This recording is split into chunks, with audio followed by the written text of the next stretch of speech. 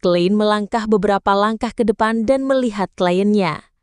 Dia mengenakan setelan jas hitam formal dan topi yang terbelah dua. Dia memegang tongkat kayu bertatahkan emas dan rambut pirang pendeknya tergerai ke samping. Hidungnya mancung seperti paruh elang. Tunangan Anna, Joyce Meyer, yang mengalami cobaan berat. Klein, yang telah melihatnya dalam ramalan mimpinya, segera menyapa sambil tersenyum. "Selamat siang, Tuan Meyer." "Selamat siang, Tuan Moretti." Joyce melepas topinya dan membungkuk memberi salam. "Terima kasih atas nasihat yang Anda berikan kepada Anna. Dia tidak bisa berhenti memuji betapa ajaibnya Anda." Klein tertawa kecil dan berkata, "Saya tidak mengubah apapun. Anda seharusnya berterima kasih pada diri Anda sendiri. Tanpa tekad dan harapan Anda untuk hari esok yang lebih baik, Anda tidak akan mampu mengatasi cobaan seperti itu." Setelah bertukar basa-basi, Klein tidak bisa menahan diri untuk tidak mengolok-ngolok dalam hati. Apakah ini bisa dianggap sebagai saling menjilat secara profesional? Sejujurnya, saya masih menganggap kembalinya saya dalam keadaan hidup sebagai sebuah mimpi. Saya masih tidak percaya bahwa saya selamat dari gelombang demi gelombang cobaan yang menakutkan. Joyce menggelengkan kepalanya dengan sedih.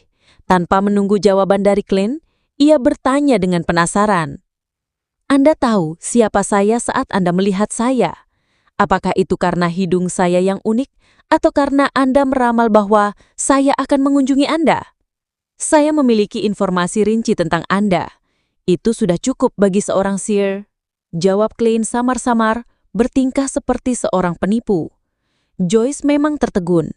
Lebih dari 10 detik kemudian, dia tersenyum.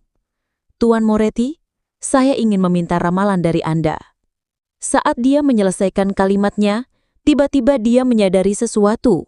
Tuan Klein Moretti menyebut dirinya sebagai seorang seer, bukan peramal. Seorang seer. "Baiklah, mari kita pergi ke Topaz." Klein memberi isyarat. Pada saat itu dia merasa seolah-olah dia seharusnya mengenakan jubah hitam panjang. Dia berusaha untuk tidak banyak bicara untuk menonjolkan mistik seorang peramal. Joyce Meyer mengunci pintu di belakangnya setelah memasuki ruang ramalan. Sementara dia mengamati sekelilingnya, Klein mengambil kesempatan untuk mengetuk glabelanya 2 kali dan mengaktifkan spirit vision-nya. Joyce duduk dan meletakkan tongkatnya di sampingnya. Dia menarik dasi kupu-kupu hitamnya dan berkata dengan suara serak, "Tuan Moretti, saya ingin Anda menafsirkan mimpi saya." Interpretasi mimpi. Klein bersikap seolah-olah itu sesuai dengan harapannya, namun sebenarnya hanya meminta konfirmasi.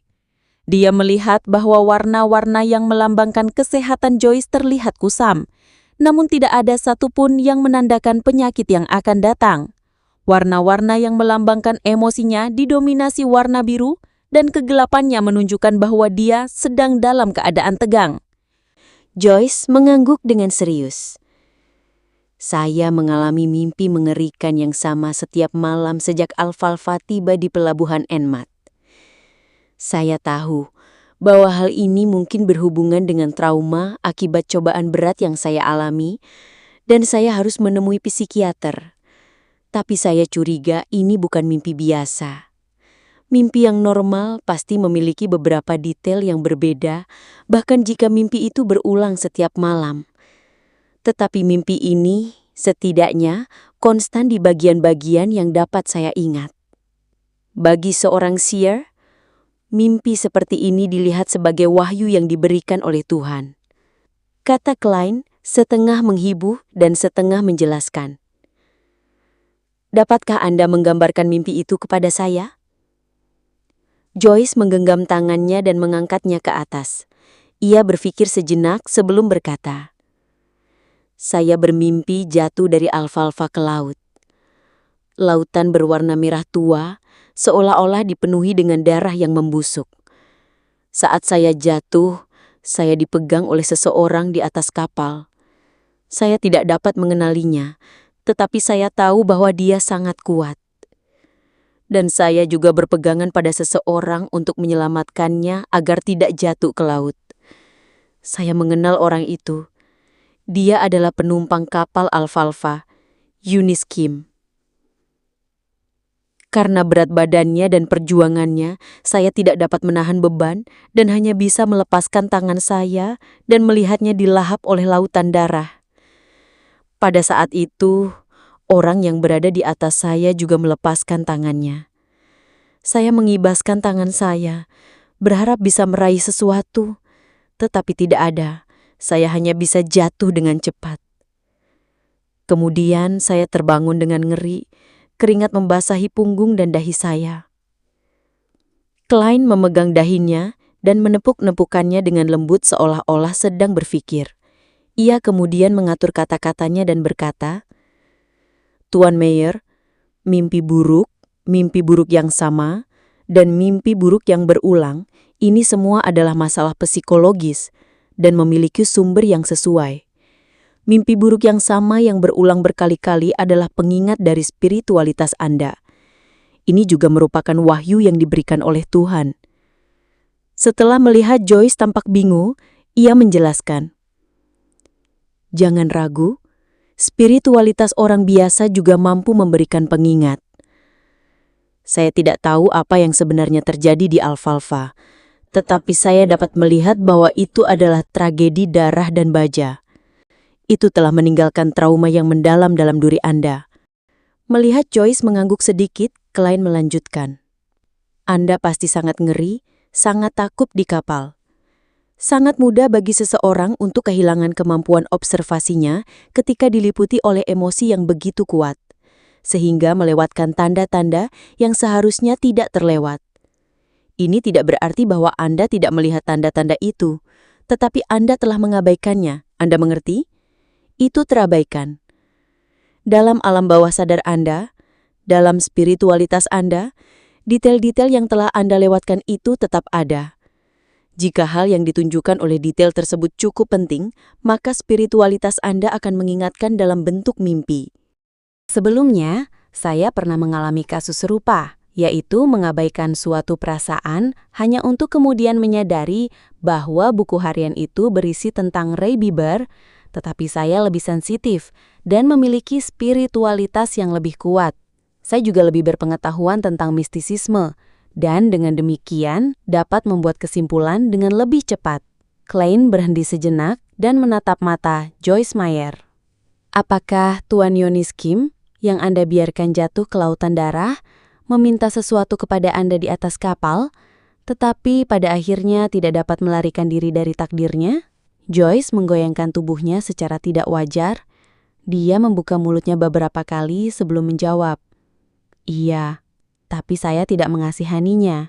Mungkin beberapa hari atau seminggu dari sekarang, Anda akan melihat di koran-koran betapa kejam dan jahatnya dia. Dia memperkosa dan membunuh setidaknya 3 wanita dan melemparkan seorang bayi ke lautan yang mengamuk. Dia juga memimpin sekelompok orang biadab yang telah kehilangan rasionalitas dan secara brutal membantai para penumpang dan awak kapal.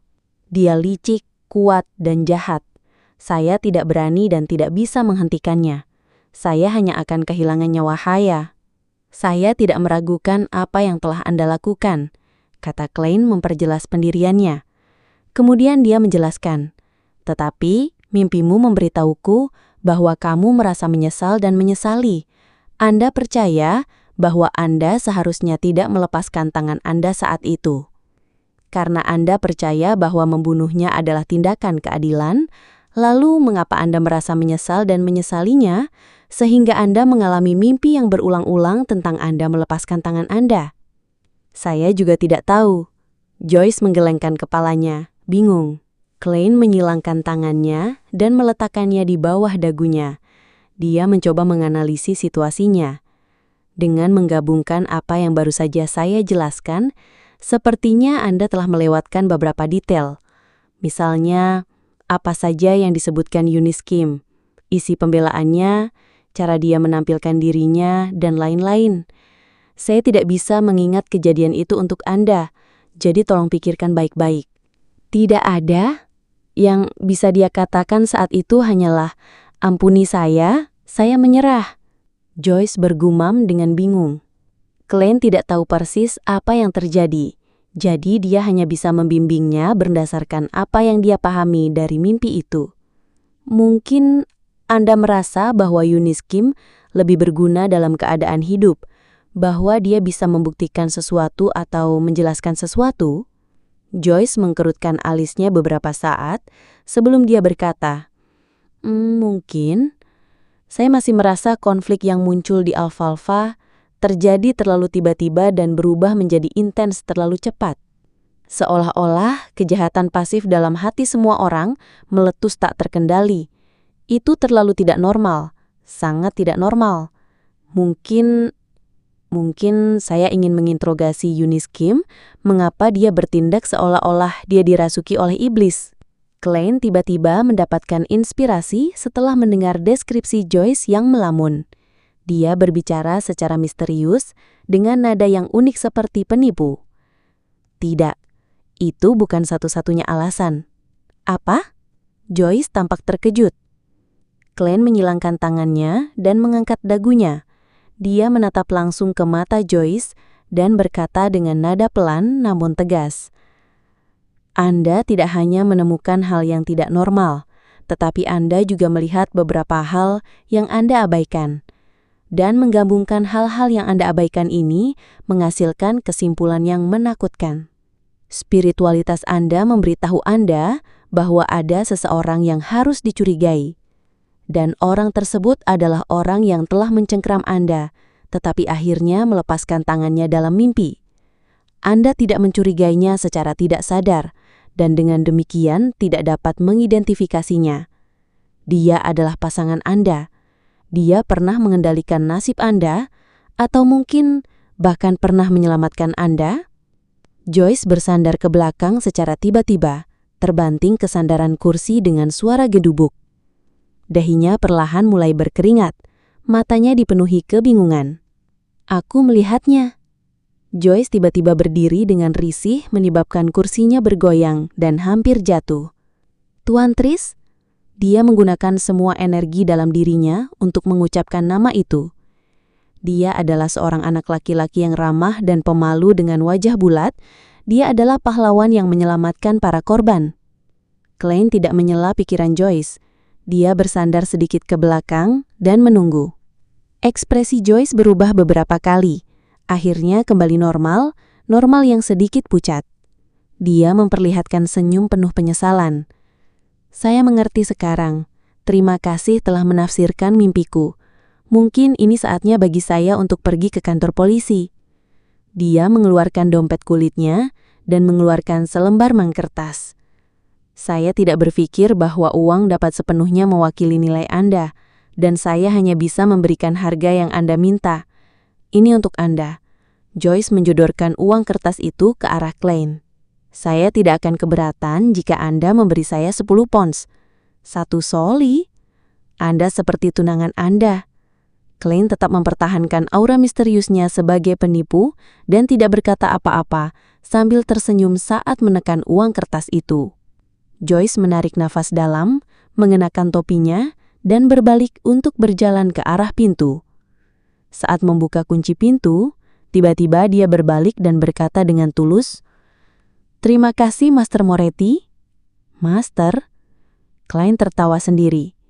Dia melihat Joyce meninggalkan ruang ramalan dan berkata dalam hati, "Apapun yang terjadi di Alfalfa tampaknya luar biasa. Seandainya Kapten ada di sini, dia akan dapat memahami semua yang terjadi dalam mimpi Joyce Meyer." Selasa, saat fajar. Beckland, Empressboro. Audrey yang terbangun lebih awal memberikan isyarat kaki kepada anjing golden retriever-nya, Susie. Dia berkata dengan nada serius, "Susie, kamu juga seorang Beyonder sekarang. Kita sama... maksud aku, kita harus saling membantu.